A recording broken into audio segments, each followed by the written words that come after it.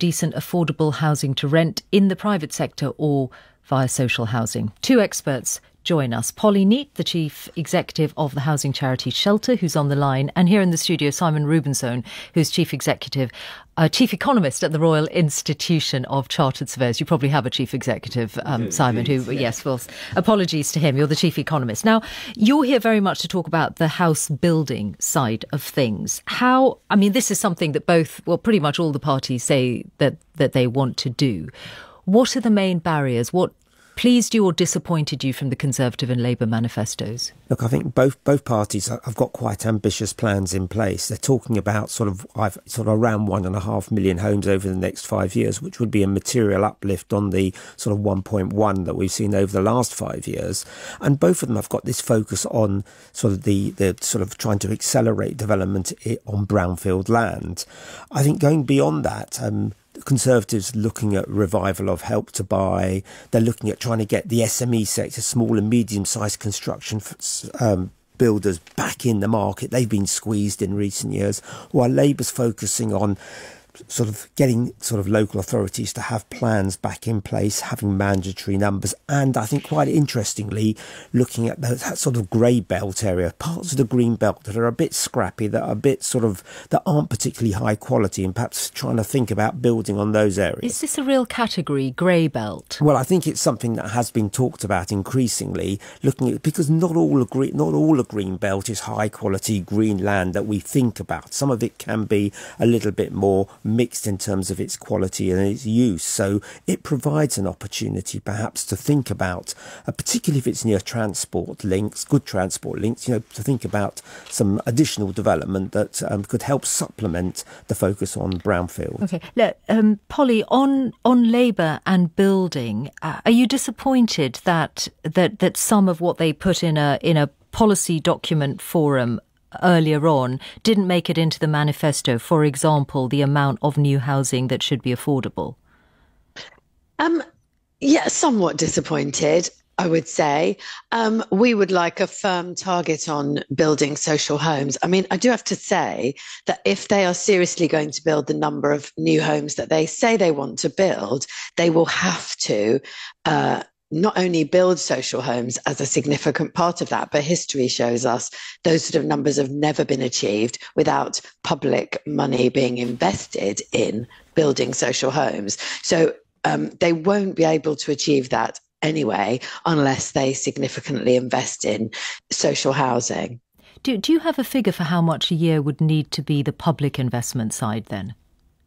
Well, it would depend on how they change the overall picture on planning. So it's quite hard to estimate that, and it's a lot of detail. But it would require several billion pounds to be invested per year. But what is really important to remember is that investment pays back in just 3 years, because the amount of public money that we're currently spending on housing benefit, because people can't afford their rents in the private sector, that's astronomical. And also the amount that councils are spending on temporary accommodation for people who are homeless, well over 300,000 people. I think in all the manifestos, we need to look at where is the real housing crisis here? And it's millions of people in private renting who are actually closer to homelessness than they are to home ownership. And then it's those people who then, if you become homeless, you simply cannot get a decent home that you can afford if you're on a low income. Rent if you're on a low income, I'm talking about. There's also the amount of social housing that then disappears because people exercise their right to buy, which Labour is committed to. Would you like to see them rethink that?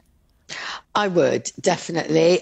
Their manifesto does talk about reviewing right to buy, but and on new build social homes, but yes, the level of crisis is such now that the right to buy does need to be suspended across all social homes, both new and existing. Simon, just tell us about this idea of more public money going into house building, because essentially house building is done today by the private sector. Yeah, That's right. Yeah, sorry, just to Simon on this. There is an affordable homes programme, so there is money that comes through government and Homes England that helps to support development. And I think that both parties are committed to maintaining the sort of sums involved. I don't sense that there's any plan to accelerate, to increase that number. Where Labour do stand out, I think, is in terms of their attempt to try and get the private sector as part of the development process to actually commit to a larger share of affordable homes. Now, that may work. And if it does, I think it's something that we're going to have to really warm to, because I don't think there is going to be more public money. Whatever Polly says, I just don't think there's the Exchequer is not going to be pumping more money in, whatever the potential benefit. So the hope is that the private sector will actually step up to the plate and deliver more.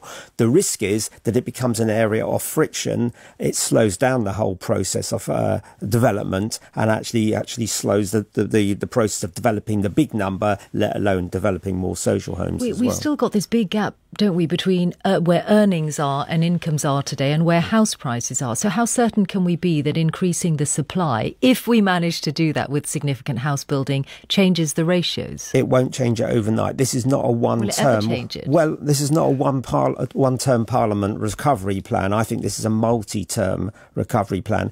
Over time, it can do. Centre for Cities talked about a backlog of about 4 million homes.